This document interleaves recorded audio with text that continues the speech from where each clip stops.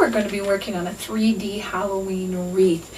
And we're going to start with a grapevine, a small grapevine wreath.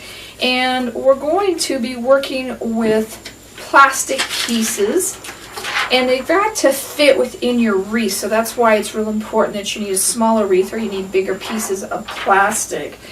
The first thing I'm going to do is I'm going to cut out 2 cardboard circles, and I went into my my pots and pans and stuff and found 2 circles, and I thought, do I need larger craft templates? We'll have to think about that so that they can hide with inside of your wreath and don't show much at all, but you want them kind of thin but thick enough that it has its support. And then the next thing I want you to do is go onto the computer and I want you to type in free Halloween silhouettes and Google that and get different shapes and sizes of Halloween patterns and print them out. This one was great for bats. It had all different sizes of bats. Here's a tree that was fun. And we're going to start thinking about layers. And we're going to be using 2 plastic sheets. And if you can't find your sheets, I used the page protectors because that's what I had at home. And I actually had 2 of those. So that was perfect. When you cut them apart, you have 2 pieces. So you want to think about a front and a back. And I'm going to show you what I have.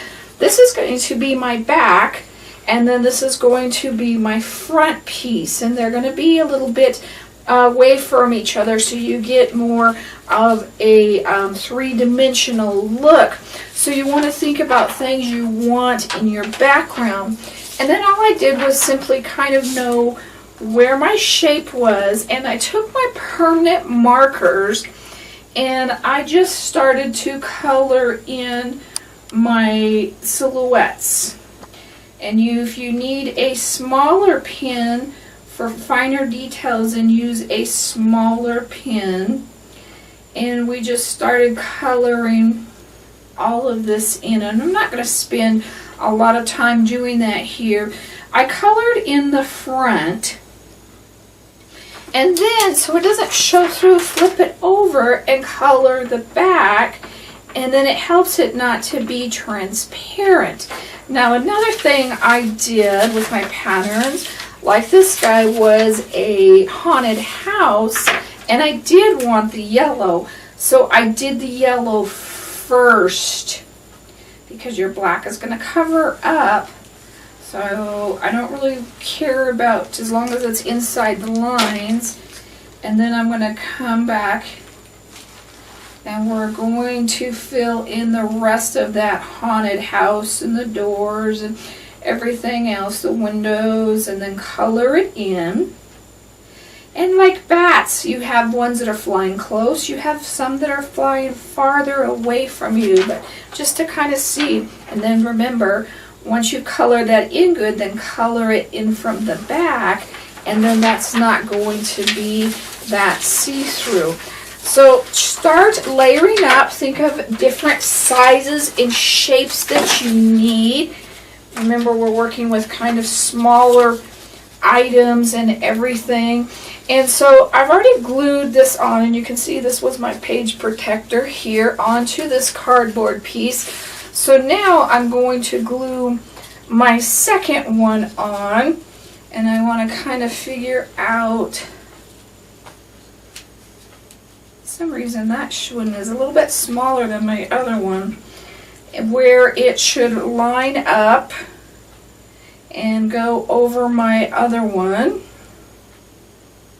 And I'm going to lift this up and just start applying my glue, and I slid it a little bit, so I'm going to look at it again here.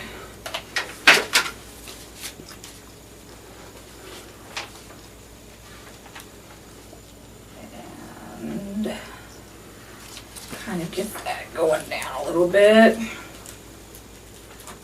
And there's all kinds of fun things you can add to this. You can add the jack-o'-lanterns, you can add the fence post, you can add ghosts, you can add graveyard, and you can freehand this. You don't have to go and look at patterns. If you're great with freehand it. That's fine too, but if you need help And just go online and look under the free silhouettes, Halloween silhouettes, and you'll find a lot of patterns. So,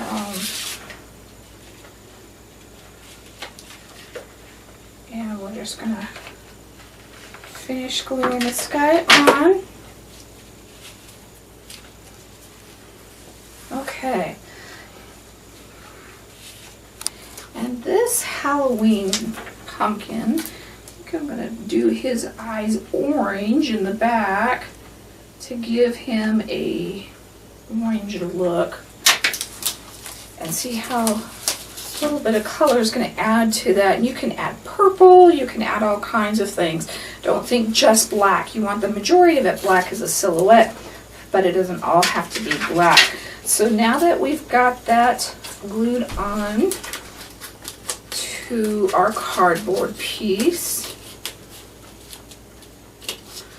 we're going to trim this.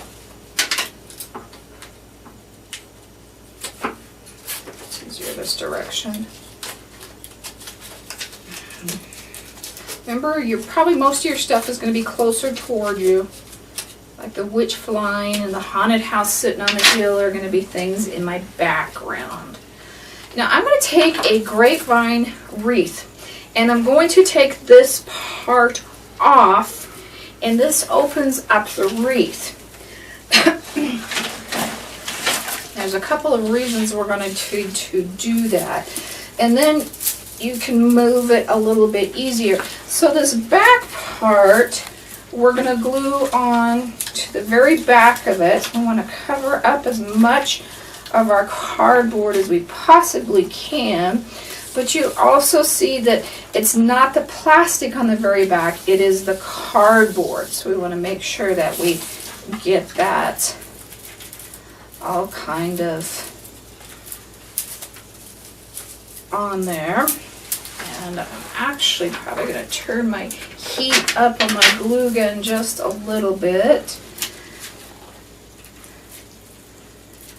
And I'm going to try and figure out which direction I want this to go onto to cover up as much as possible on both of my layers.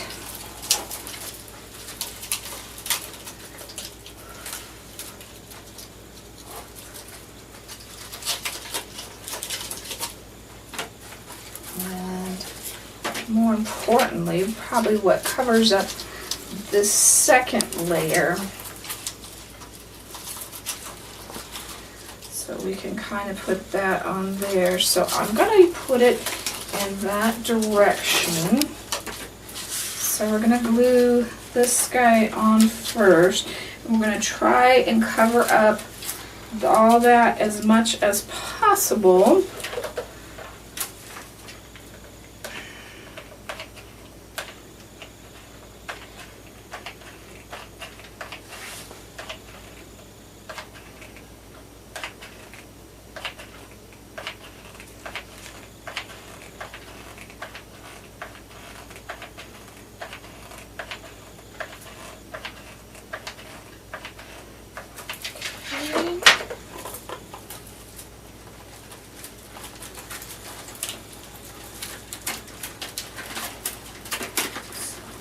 Put my branches onto that layer.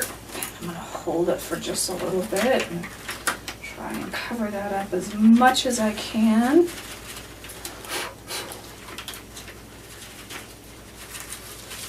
So now we're going to come in and we're going to try and figure out where's the best place to lay this second layer. And this is where we're getting our 3D look and effect from. So you can kind of see the difference between the ones that are in front and the ones that are in back. And I tried to do this with just 2 wreaths and it got really tall.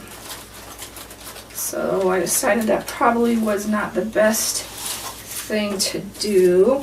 So I'm going to try and glue this on my back first.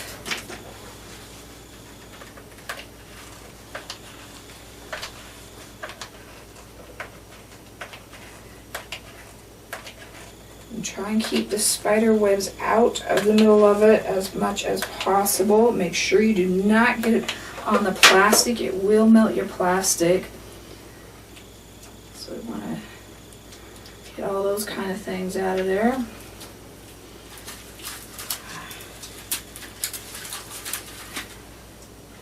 Be fun getting it in there with our hands, and I'm probably going to be too cool by the time I get it here, but we'll give it a try.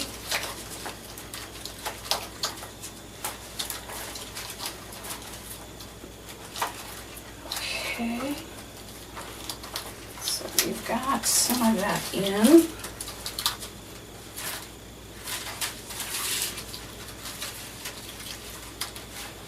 And remember, you're lining up your back one as well too. So, and don't be afraid to kind of push it under some of these branches to help hold it a little bit. So I'm going to glue it to some of these branches a little bit here and there.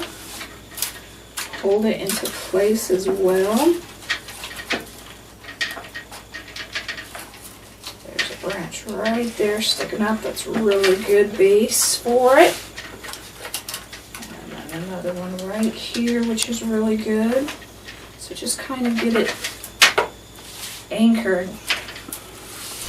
So, and as you can see, we left these little twigs in the background here and there. It kind of helps add to the Halloween feel of it. Now this one I want to move a little bit because it's kind of just sitting in the middle. Let's just cut him.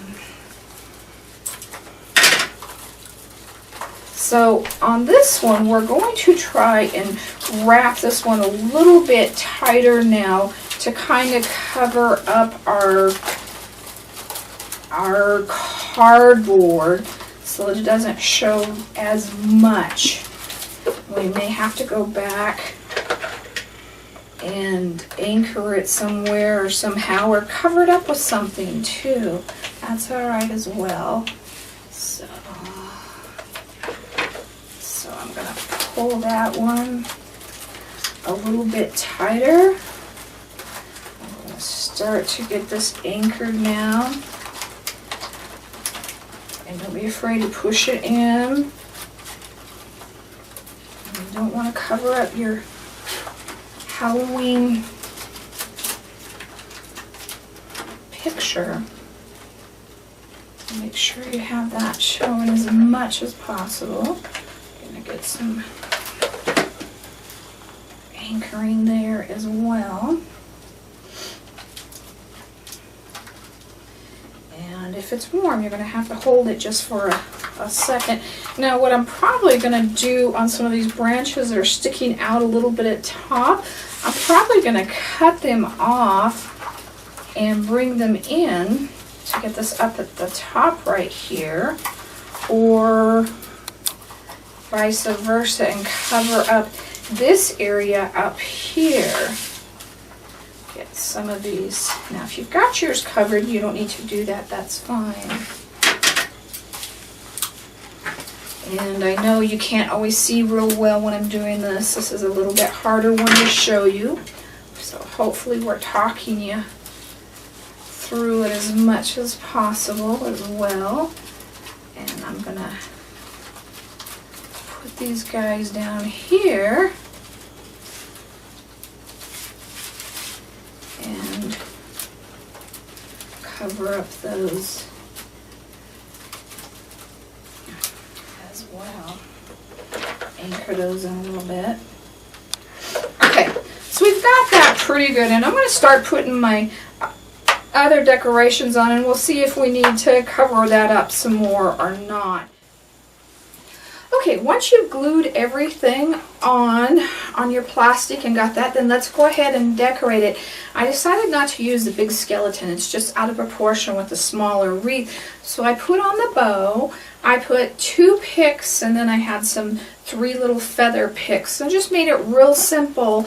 My blackbird I got at the dollar tree, and it doesn't take away from the inside. You want to kind of keep it out of the inside. And then on this side I used my little tiny skeleton, which also came from Dollar Tree, and then I put some little spider rings on. I just cut the spider off of those. But I took my raffia bow and I walked the tails around, so this covers up my cardboard, and I had to add some more here and there to get that covered up, but I also like the different color and layer of it. I think it gave it another nice texture. And then just kind of glue that on here and there wherever you feel that it needs. And then one other thing that I did is I took my 20-minute mini lights, and these also again came from Dollar Tree, and I wanted the purple ones, and I just stuck the lights all the way around, and it kind of just covered it one time, and I just stuck them right in the middle. And we're going to plug those in for you and show you how that looks.